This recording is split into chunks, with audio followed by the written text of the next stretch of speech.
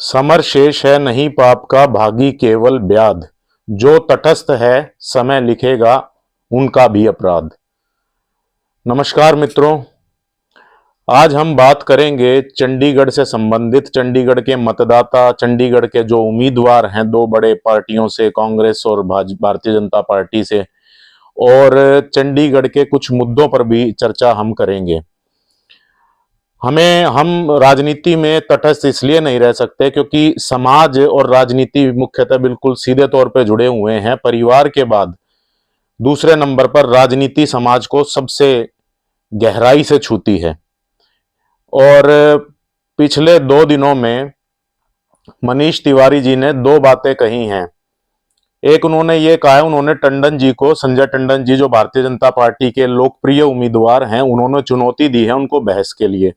उस पर थोड़ा सा बात हम करेंगे। इसके अलावा उन्होंने चंडीगढ़ में वकीलों के बीच में बार रूम में जाके एक लंबा चौड़ा भाषण दिया है जो मुख्य एक गल कहण च बिल्कुल कोई गुरेज नहीं है कि असी उस मोड़ ते खड़े हैं इस मुल्क के इतिहास दे विच कि 2024 इस मुल्क की आखिरी चोण हो सकती।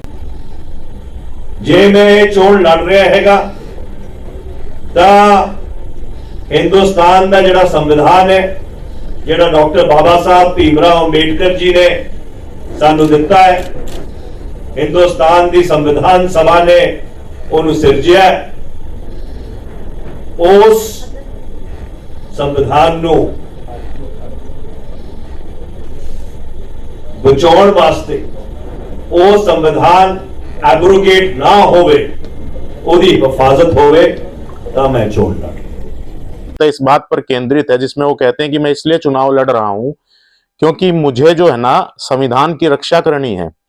अगर 2024 में मोदी जी तीसरी बार प्रधानमंत्री बनते हैं तो वो कह रहे हैं कि फिर आगे चुनाव होंगे ही नहीं और संविधान जो है ना बड़ा खतरे में आ जाएगा।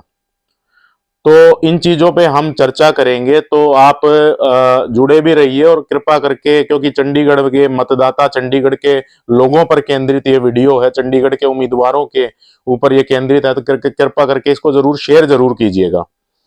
तो सबसे पहले मनीष तिवारी जी कह रहे हैं कि संविधान खतरे में है। संविधान खतरे में जब नहीं था, जब आपातकाल लगाया गया था, 19 महीने तक सेंसरशिप लगा दी गई थी, देश के सभी तरह के माध्यम जो आवाज करते थे उन सबको बंद कर दिया गया था, दबा दिया गया था। रेडियो हो, अखबार हो, जो कुछ भी हो, वो सब बंद कर दिया गया था।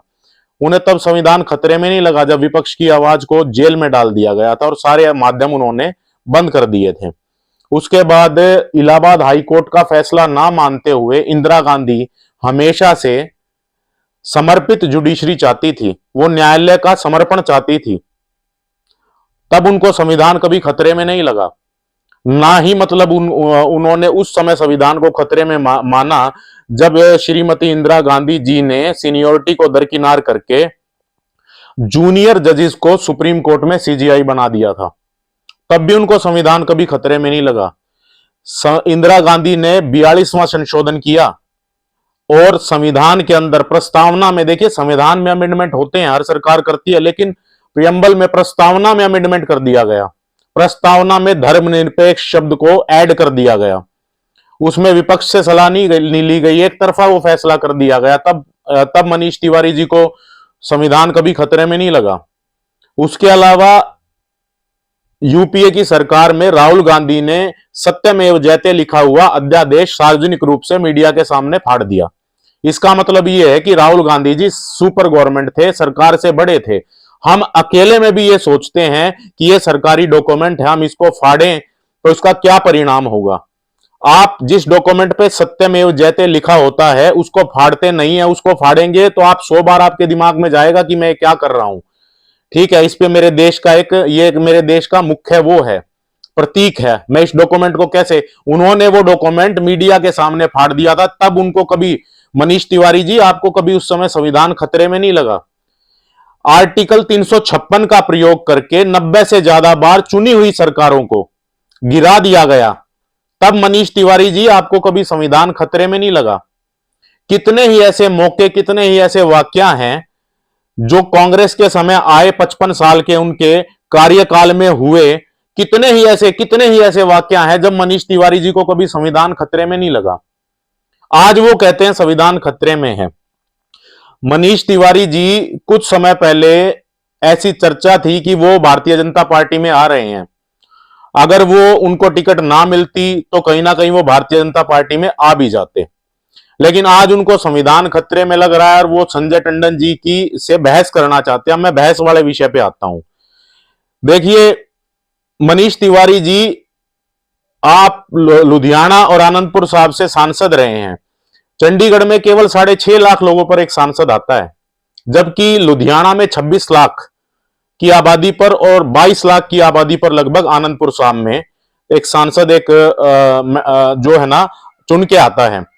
Ludhiana East, Ludhiana West, South, North, Ludhiana Central और आत्मनगर समेत 9 विधानसभा के ऊपर एक लोकसभा क्षेत्र लुधियाना है। टोटल जो है ना दोनों लोकसभा क्षेत्रों की पॉपुलेशन लगभग 50 लाख के करीब है। तो मैं चंडीगढ़ की जनता को यह बताना चाहता हूं कि जो व्यक्ति 50 लाख लोगों को छोड़ के भाग खड़ा हुआ, वो 6.5 लाख की जनता को छोड़ के भाग खड़ा नहीं होगा क्या? अगर आप सोचे, ध्यान से इस चीज पे विचार करें, तो जो व्यक्ति 2 इतनी बड़ी बड़ी कॉन्स्टिट्यूएंसीज को छोड़ के भाग खड़ा हुआ, उसकी क्या गारंटी है वो आपको भाग खड़ा नहीं होगा कल को? आप इस बात पे विचार कीजिए। जब आदमी भागता है तो वो जवाबदेही से भागता है। जब आदमी कॉन्स्टिट्यूएंसियां बार बार चेंज करता है तो वो जवाबदेही से बचने के लिए करता है। मनीष तिवारी जी ने यह भी कहा है कि जब प्रधानमंत्री मोदी गुजरात से होते हुए और वाराणसी से चुनाव लड़ सकते हैं तो मैं चंडीगढ़ से क्यों नहीं लड़ सकता? बिल्कुल सही बात है आपकी। लेकिन आपको यह भी पता होना चाहिए कि जब 2014 में प्रधानमंत्री मोदी वाराणसी गए थे तो वो उसके बाद उसी सीट पर डटे हुए हैं। वो आपकी तरह जगह ही नहीं बदल रहे, आपकी तरह सीटें नहीं बदल रहे, आपकी तरह जवाबदेही से नहीं बच रहे। दूसरी बात, आप हताशा में बहस की चुनौती दे रहे हैं। संजय टंडन जी को आप बहस की चुनौती दे रहे हैं, यह आपकी हताशा है। क्योंकि आपके साथ ही नहीं है ऐसा कि चंडीगढ़ में ऐसा है कि पवन बंसल की कांग्रेस अलग है, चंडीगढ़ के प्रदेशाध्यक्ष की कांग्रेस अलग है और मनीष तिवारी की कांग्रेस अलग है। हरियाणा में भी ऐसा है। हरियाणा में भी हुड्डा कांग्रेस, उदयभान कांग्रेस, किरण चौधरी कांग्रेस, कुमारी शैलजा कांग्रेस, और पहले तो कुलदीप बिश्नोई जी थे और मतलब अशोक तंवर जी थे, उनकी अपनी अपनी कांग्रेसें चलती थी। अब वीरेंद्र सिंह भी कांग्रेस में शामिल हो गए हैं तो उनकी अपनी एक अलग कांग्रेस है।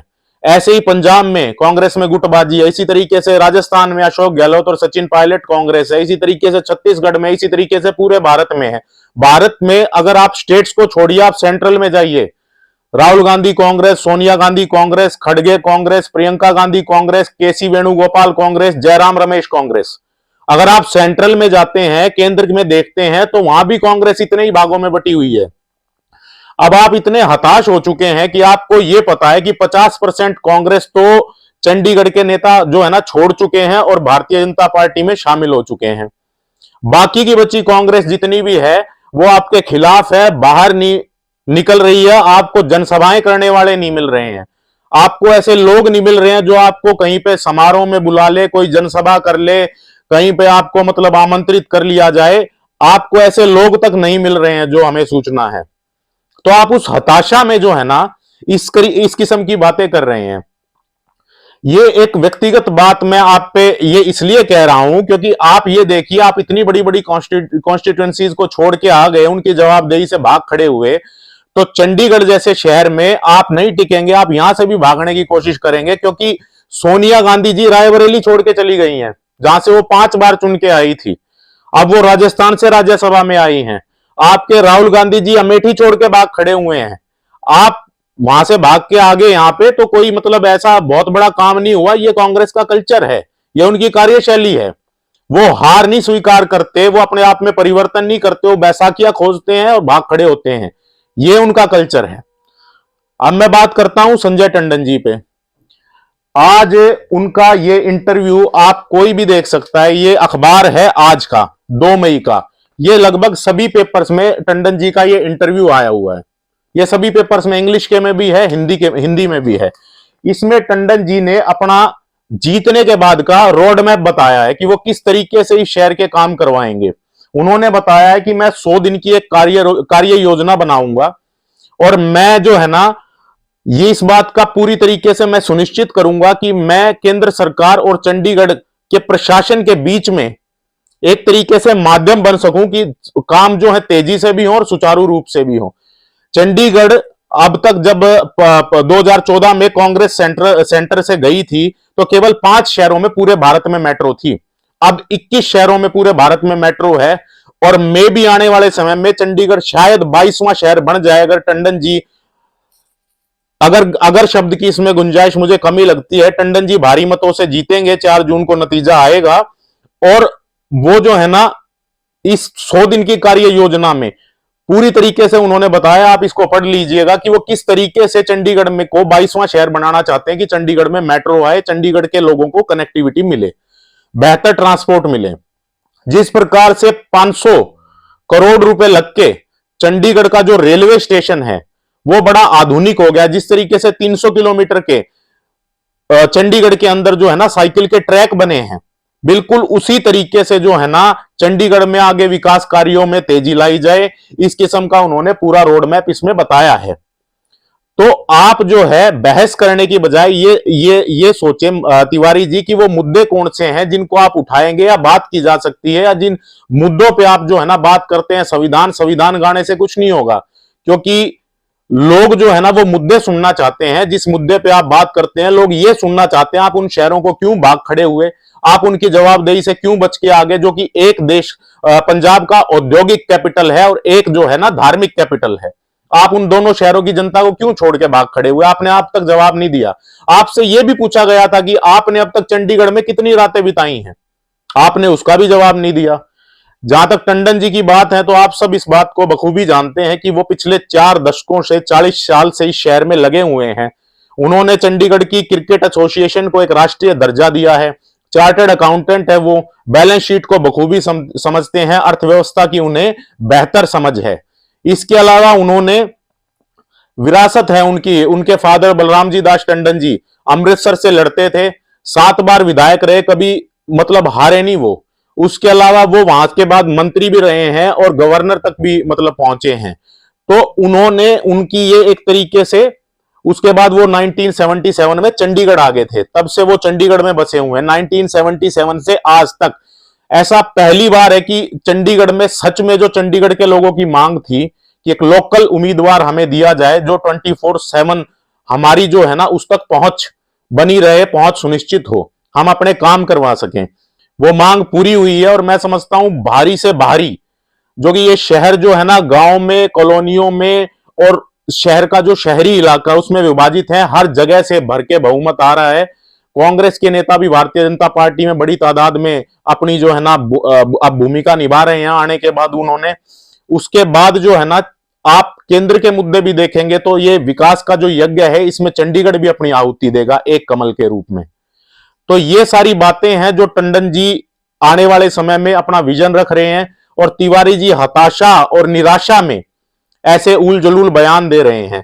संविधान को खतरा जो है तिवारी जी वो असल में उस मैनिफेस्टो से है जो आपने रिलीज किया। उस मैनिफेस्टो में जो आपने लिखा, आप धार्मिक आधार पर आरक्षण देना चाहते हैं, आप सच्चर कमेटी की रिपोर्ट को लागू करना चाहते हैं, आप जो है ना बहुसंख्यकों की संपत्ति पे आंख गड़ाए बैठे हैं, आप इस देश में विरासत का कानून दोबारा लागू करना चाहते हैं जिसे जो है ना राजीव गांधी जी ने हटाया था क्योंकि उन्हें अपनी माता जी की संपत्ति चाहिए थी। आप वो सारे काम जो करते आए हैं और जो करना चाहते हैं उससे असल में संविधान को खतरा है इस देश में।